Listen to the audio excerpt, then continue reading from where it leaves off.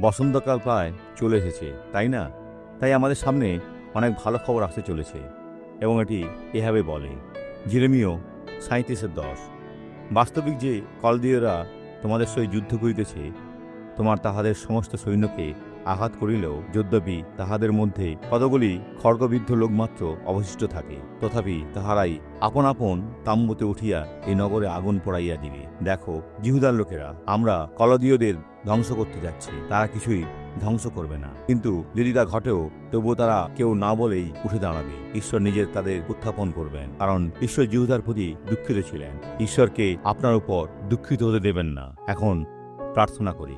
পিতা, যিশুর নামে আমরা প্রার্থনা করি, চিৎকার করি এবং আশীর্বাদ প্রার্থনা করি। আমি তোমার শক্তি ব্যবহার করে সমস্ত মন্দকে ধ্বংস করব, যিশুর নামে। আর আপনি বলুন, আমেন।